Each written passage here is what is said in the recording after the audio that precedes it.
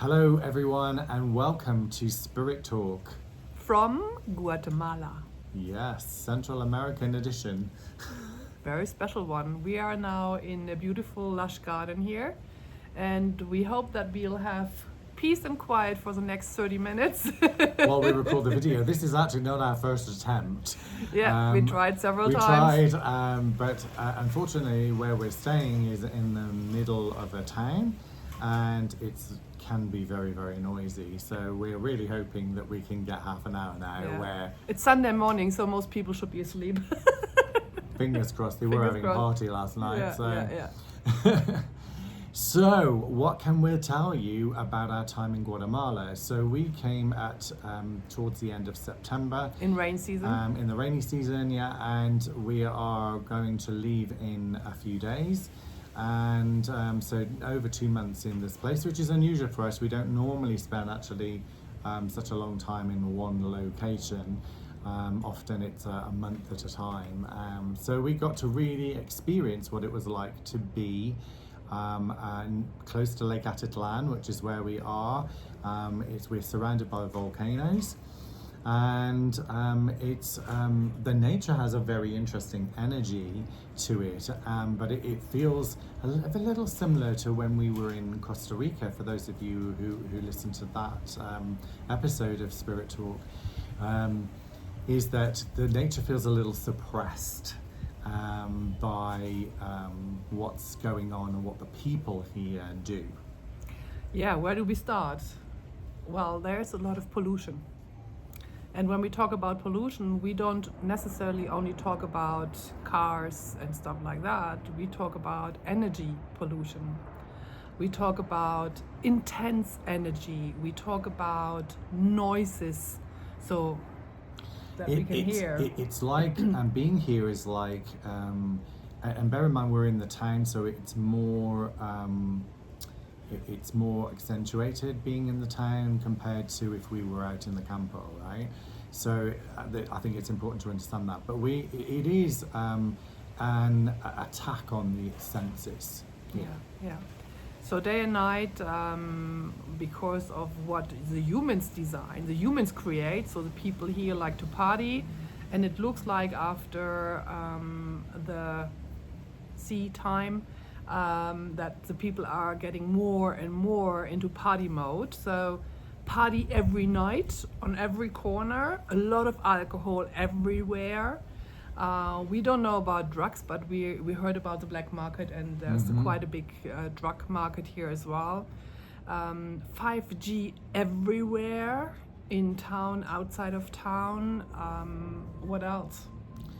Yeah, I think the other aspect is then the energy of suffering that is here.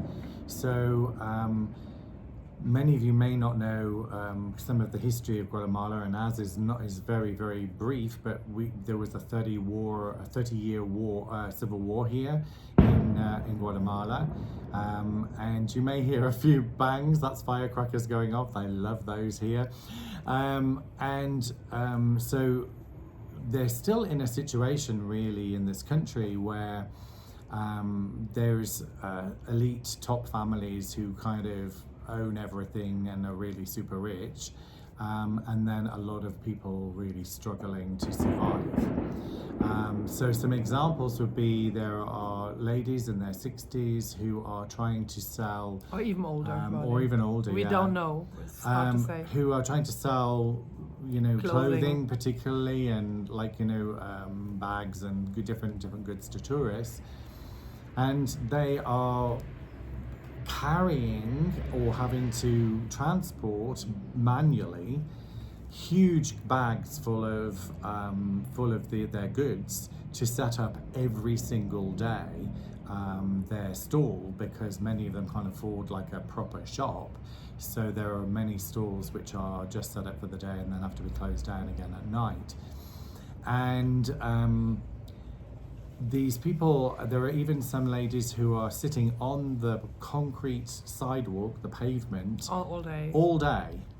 And they're struggling to try and see if they can sell a few bits and pieces to the tourists. On top of that, it's not only the older women; it's as well children working here. Yes, and I think we have to mention that too. So, one of the stalls where we both of us we're wearing something we bought here, and like the one stall I bought a shirt from, the young lady was 12 who was serving me, and this was in the evening. Yeah, late evening, and children going around trying to sell different little souvenirs. At 7 and 8 years of age. You see children everywhere working here on the fields, everywhere. So they should be in school. They are not. And this is, again, energetically very stressful, I think, as well for the parents and for the children, because they don't have really any childhood at all. Yeah. And so all of this kind of, the struggle, I think also then contributes to them wanting to let off steam by partying, and this is why they use any excuse possible to have loud music. Everything is loud, so it's loud firecrackers, bombast they call them, which are like huge explosions. If you don't know what it is, you think it's a bomb exploding, then very, very loud music. There's no media here, mediocre. There's no medium. It's super loud. And so for us, what we've experienced being in the midst of it, because we're right in the center of town, and so we're right in the middle of it, and energetically we have felt very, very tired, and stressed. So we had some treatments of cranial sacral and osteopathy treatment. The therapist was like, your nervous systems are really suffering, and this is because of the environment that we are finding ourselves in. Now, of course, one of the things that we've had to learn to do is to try and manage and keep ourselves centered and still in a good frequency and energetic space, whilst we're trying to cope with all of this senses bombardment from outside of us. And as challenging as it's been, it's also been an opportunity for us to really go, okay, how can we be the still point, the 0 point in the center of the storm that's going on around us? So it's been a very good schooling for that. So let's put it that way. So it's very interesting to be. What it appears to us is we're seeing the micro kind of situation here that really is a very perfect example of the macro of what's going on in the wider world. So the difference between haves and have-nots, the suffering, the pain, and then what humans do to try and cope with that, which is to have loud music and drink alcohol and use drugs and so on and so forth. So there's a lot of tourists coming and going. A lot of tourists only stay in this town for like maybe 2 or 3 days, and then they're moving on to other places in Guatemala, other towns on the other side of the lake. There is an expat community here, and it's really interesting. The first thing that we were told by one lady who is half Guatemalan and half German, and she told us that a lot of the people who come to this part of Guatemala are usually running from something. Either anything. On the run or running from something. That's exactly what she said to us. And it's really interesting to have met some of those people here and why they choose to make this place their home. Yeah, and the life here is not easy. So not only because of the energies, as well for the day-to-day tasks, the day-to-day life is really not easy to be here, unless you are maybe 20 years and everything is fun.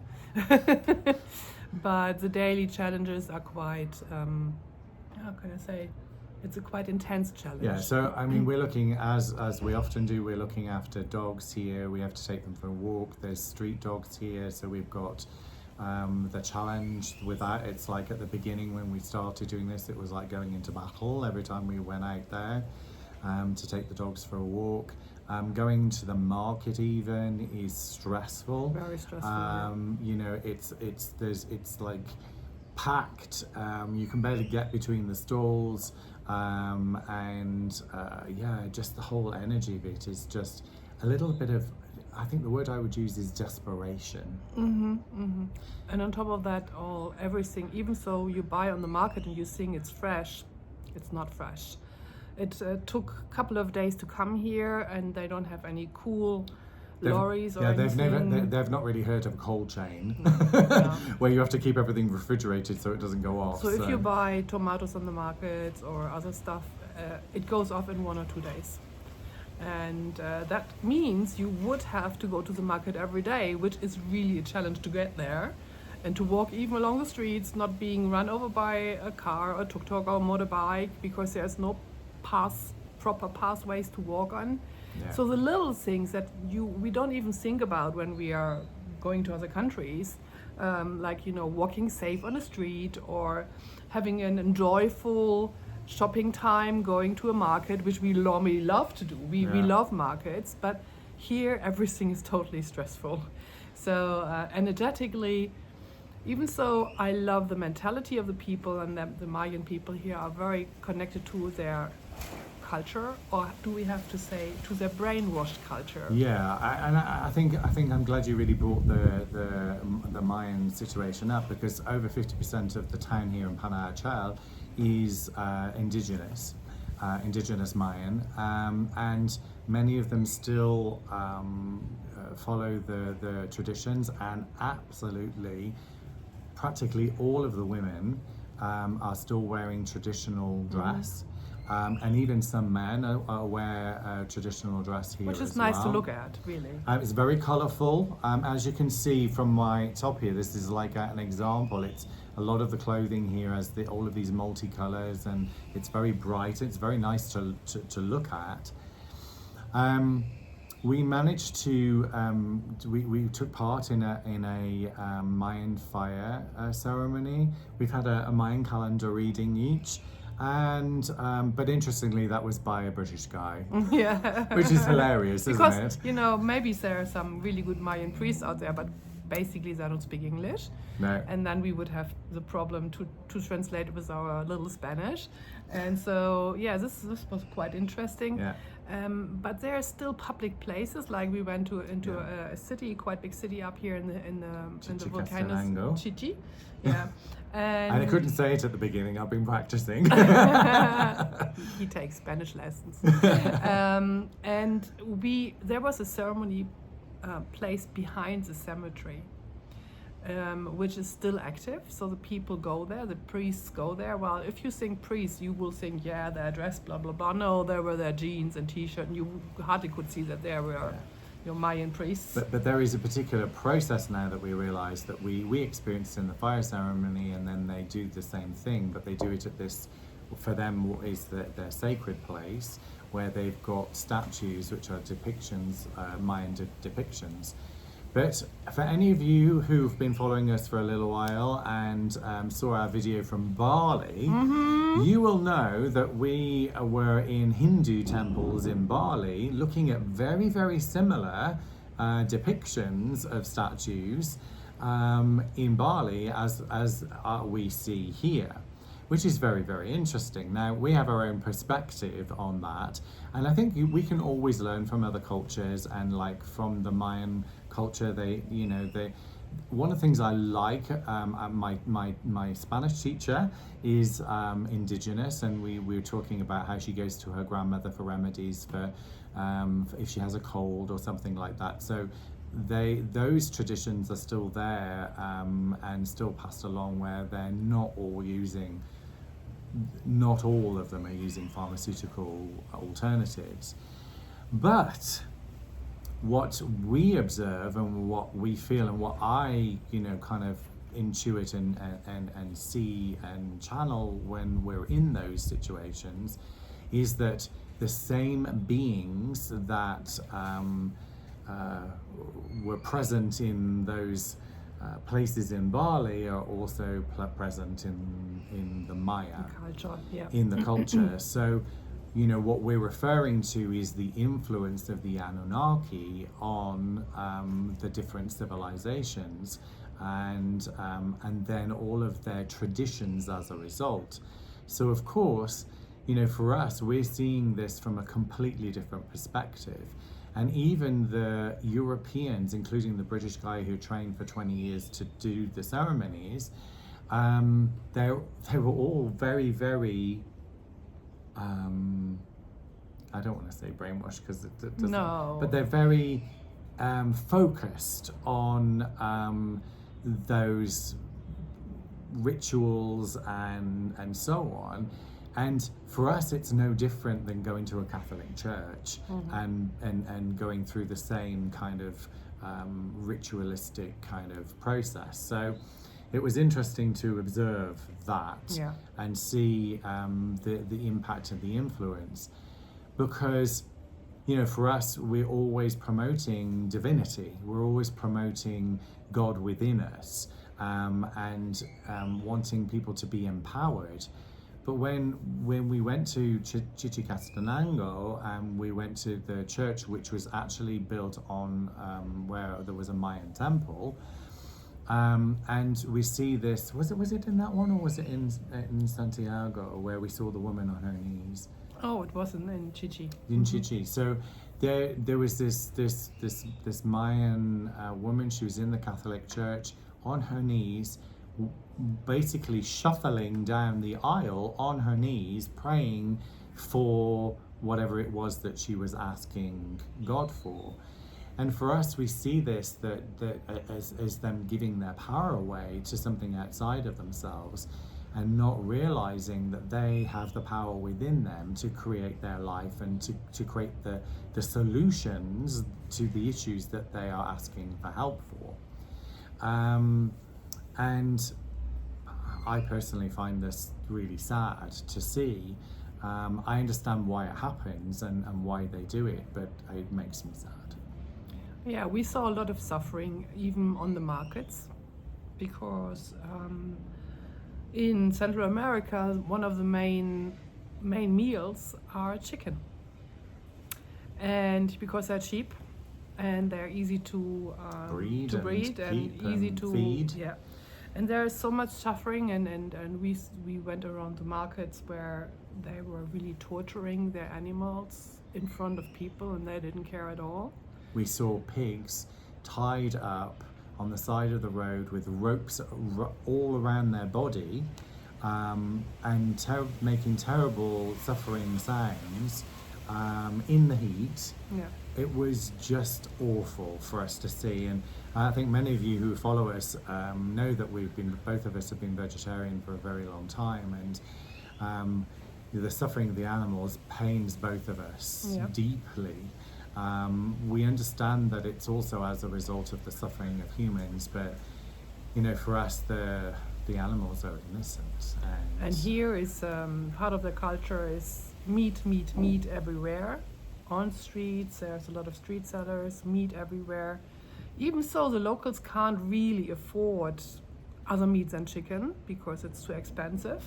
And of course, the terrain here in Guatemala, there isn't lots of open fields where you can keep sheep and cattle and stuff like that. So yeah, but it's still, there's a lot of suffering here, and you feel it, and we feel it with all of our senses. We can feel it, and it's very challenging to go through the day to see all that and not being able to do very much about it. The same with all the street dogs that we are seeing every single day. They're trying to survive somehow, and raiding the bin, or you can see they've been injured, or one of them's limping, or and it's just suffering everywhere. Yeah. Well, so far we both decided, yes, we made this experience, and we are grateful for this experience. We're grateful that it helped us to grow and to learn, as I was saying, to kind of deal with and cope with it, and try to keep it centered. We didn't always succeed. I think there were times where we really wanted to the human part of us that was takes the boxing gloves out, wants to come out and just stop that, but we are grateful, but we wouldn't want to come back. No. it's just too difficult to live here, and just too noisy and energetically too stressful. Yeah, I mean, we've met a couple of nice people who live here, and you know, obviously my teacher is really great. We have a very nice massage therapist who's Guatemalan, who is very, very good, and we've He has a nice energy. We've really needed that. Yeah. And we have those lovely 3 dogs here, which we really will. We're gonna our heart will gonna break. miss So like if crazy. you know anyone, you know, we don't know, but if you know anyone who's looking after really lovely dogs, these 3 dogs need a new home. And because this house is more like a rental, and the owners really don't care, and the dogs are not really very well taken and looked after, in spite of we did it the last 3 months, and they're lovely. They're just lovely characters, and they really need a home. Yeah, that's gonna be the saddest part, I think, of leaving is leaving the dogs. No, we have been really lucky here. I mean, we have a really it is a nice place where we're staying. It's just a shame that it's in the center of town, in the middle of all of the noise. But one of the things we do have here is a hot tub, which is filled from thermal waters from the ground, because obviously we're volcanic here, and so it comes in at 50 degrees Celsius. So we have to let it cool off a little bit, but it's been a highlight, hasn't it? Yeah, once a week we have a hot tub bath, which has been really nice, and we've made it a social thing as well. So you know, the people that we have met here that we've invited, and that's been really nice. Yeah, our social hot tub. Social hot tub, absolutely. Try to design something like that when we travel. Yeah. So we are. We leave this week, and we are going to. We're going to be flying to Brazil. We're going to have a couple of days in the big city. A few days in Sao Paulo in Brazil. We're very interested to see. Neither of us have been to Brazil, so it's going to be very interesting to see how we experience that and how we feel that. We already know straight away that it was a complete minefield to even try and book accommodation there. Suzanne, bless her, spent hours trying to do research, and then when you start reading the reviews of some of these things, you're like, oh dear, no, that's a no, that's a no, that's a no, that's a no. So that it was quite challenging. So we're keeping our fingers crossed that that's going to work out okay. And then we are heading to South Africa, and so for us both, first time in South Africa, and we're really excited about being in the energy of Africa and seeing and feeling and experiencing what that's like. I'm so excited because I really want to see some of they call them the big 5, don't they? Lions and zebras and stuff like that. I'm really excited. Giraffe. about seeing that when we're there. So we will be doing our next video from South Africa. And we may report, it all depends on our experience in Brazil, we may report a little bit on that too. And you'll see one of the dogs climbing up behind me now. Yeah, the other one is just there, so I just turn the camera around here. Yeah. And the mother, she's down on my feet here. She's a little bit black. Yeah. So please, if you like the information and you like following our travels and how we find energetically the places that we're being, and also the situation, the environment, how it is for the people, then please like, subscribe, and share the video with your friends. Bye bye. Take care.